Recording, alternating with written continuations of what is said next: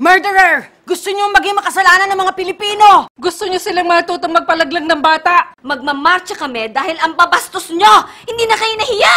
RH! Garbage! RH! Garbage!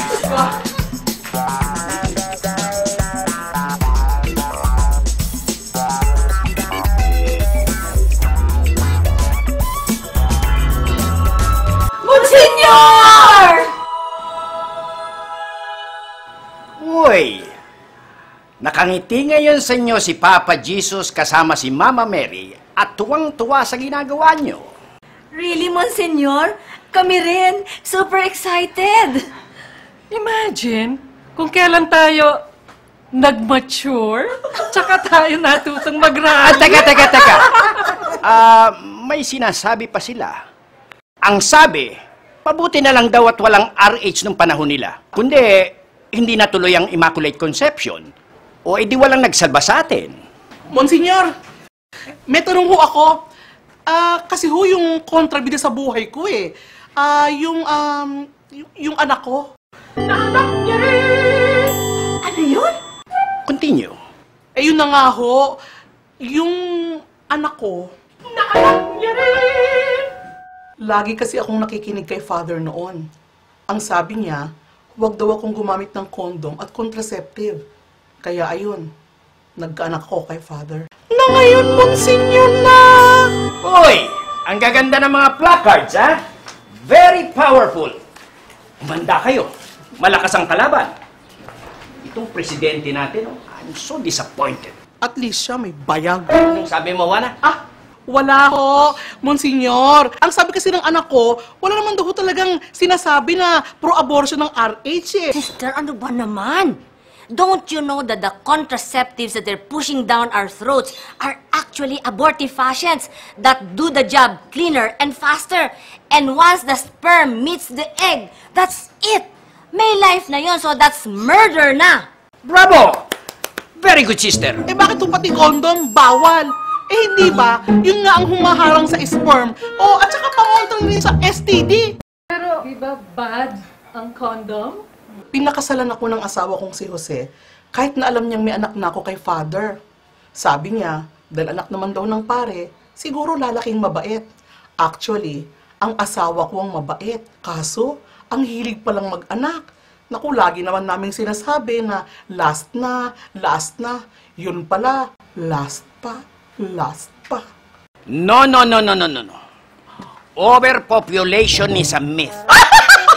Those rich countries made a pact with the devil. Bullshit. Kaya, huwag kayong maiinggit sa kanila. Hindi ba kayo proud na isa tayo sa dalawang bansang walang divorce? We shall have none of that here. Not condom, not divorce, and certainly not sex education. That sex education, ha? That's the ultimate form of child abuse. Eh, sino magtuturo ng responsible sex sa mga anak ko? Ako? Eh, puro mali nga ang konsepto ko ng sex eh. Proper moral values lang ang kailangan. At kung may katanungan tungkol sa sex, itanong kay Monsignor. Abay, siya naman ang nakakaalam ng marami tungkol dyan. Di ba? Monsignor, kasalanan ba ang mag-feel ng pleasure pag nagsisex? Sino nagturo sa'yo niyan? Asawa mo? Che! Lola ko.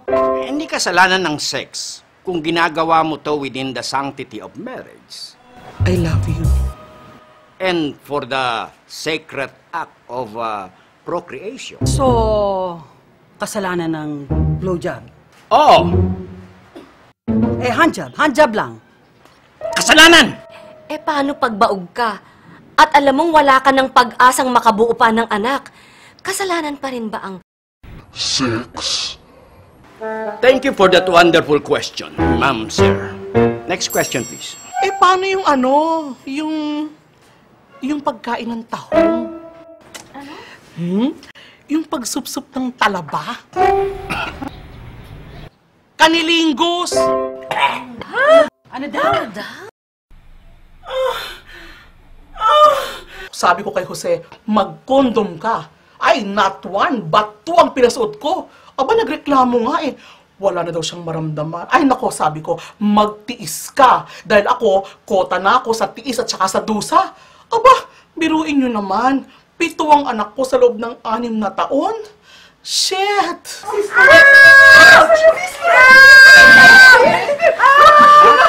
Oy, bakit? Mga anak na ba? Masama sa kanyang nabubuntis dahil inaatake siya sa puso. Doctor already warned her. Oy, bakit siya nagpabuntis? Pumapag na kasi natural method! Save me! Hindi ba life din ako? Paano ako? Paano ako? Who is my murderer? You will be happy in heaven, Iha. Bakit? I wanna live! Hindi ako mamamatay! Mayamang ka!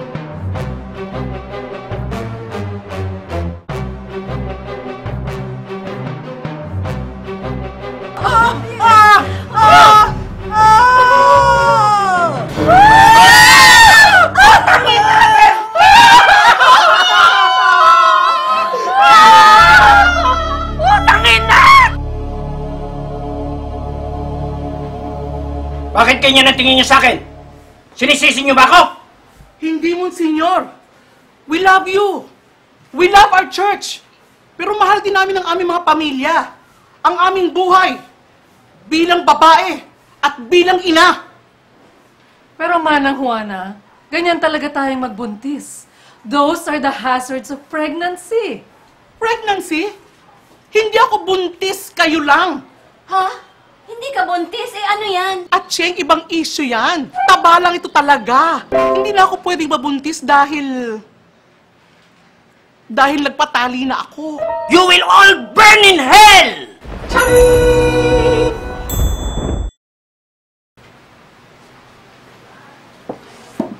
Gusto kong mabuhay. Nang malinis. Ligtas. At guilt-free.